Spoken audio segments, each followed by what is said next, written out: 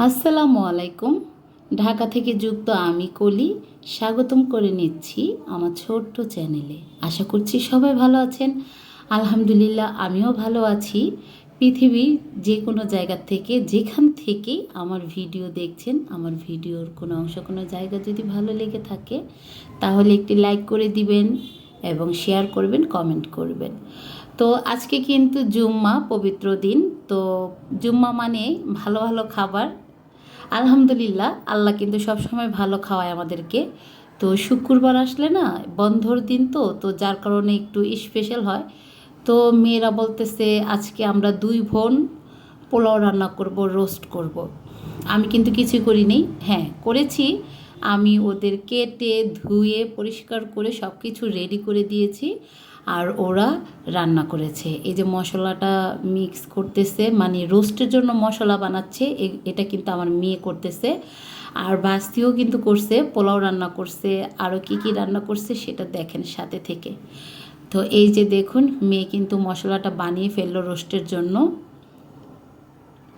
তো এটা হচ্ছে বেরেস্তা করেছে, তো সেই বেরেস্তার তেল ছিল, সেই তেলটাতে আবার রোস্টটা রান্না করে নিচ্ছে। তো এক এক করে আমরা সব রান্না করে নিব। দেখুন কি সুন্দর করে আমার মেয়ে মশলাটা কষিয়ে নিচ্ছে। আমার মেয়ে কিন্তু ক্লাস 7-এ পড়ে। এখন বলতে পারেন 7-এর মেয়ে এত রান্না পারে? ও কিন্তু রান্না পারে না বেশি একটা, কিছু কিছু রান্না আছে না যে নিজের অনেক পছন্দ, তার জন্য ওই রান্নাগুলো আর কি আমার কাছ থেকে শিখে নেয়। আমি আমার হাজব্যান্ডের কাছ থেকে শিখি, আর ও আমার কাছ থেকে শিখে। তো এখানে কিন্তু কথা বলতে বলতে রান্না শেষ করে নিচ্ছে আমার মেয়েরা। এই যে দেখুন, একবার অন্ধকার হয়ে আসে, বৃষ্টি নামবে, আরেকবার আবার আলো হয়ে যায়। তো এই যে রান্না হয়ে যাচ্ছে। কাঁচামরিচটা পরে দিয়ে দিলে ভালো একটা গ্রান আসে, এই জন্য পরে দিল। আর এখানে এই যে বাস্তি চাইনিজ ভেজিটেবল করে নিচ্ছে, কারণ পোলাও, সাদা পোলাওর ভিতরে একটু চাইনিজ ভেজিটেবল হলে না ভালোই লাগে, শুধু রোস্ট দিয়ে খেতে ভালো লাগবে না। তো এই যে আমার দুই মেয়ে এত কষ্ট করে রান্না করছে, ভিডিও বানাচ্ছে, আমি শুধু এডিটিং করে ভয়েসটা দিয়েছি। তো যাই হোক, সবাই মিলে কষ্ট করেছি। প্লিজ প্লিজ প্লিজ ভিডিওতে একটি লাইক করে দিবেন, সেটা আমার মেয়ের জন্য হোক, ভাস্তির জন্য হোক, আর আমার জন্য হোক।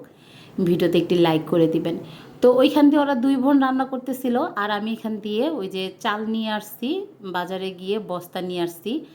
আর মেয়ে আমরা সবাই হাসতেছিলাম। বস্তা মানে চালের নাম হচ্ছে ফকিরের 28 রাজ্জাক চালের নাম।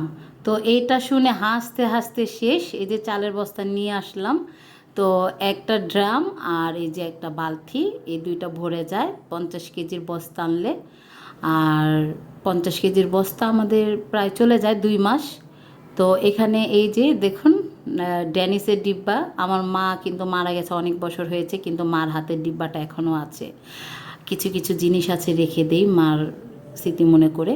তো এই যে তেজপাতা দিয়ে দিলাম, এতে করে কেরি হয় না, পোকা হয় না। কিছুটা হয়, তারপরে বেশি একটা হয় না, তাই দিয়ে দিই। তো এই যে এখানে কিন্তু কাজ সব শেষ করে একদম আমরা খেতে বসে গেছি।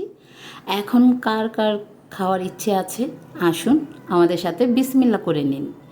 তো এই যে রোস্ট নিয়ে নিল, ভাস্তির কিন্তু আবার রানের সাইডটা পছন্দ, তাই ও রান নিয়ে নিল, ও খাবে, ওর প্লেট সাজাচ্ছে। তো আমি ভাবলাম ও যেহেতু প্লেট সাজাচ্ছে তাহলে আমি একটু ভিডিওটা করে নিই। তো ভিডিওটা আমি করে নিলাম। তো এখানেই বিদায় নিব। সবাই ভালো থাকবেন, আমার ফ্যামিলির জন্য সবাই দোয়া করবেন। জুম্মা মোবারক। আসসালামু আলাইকুম।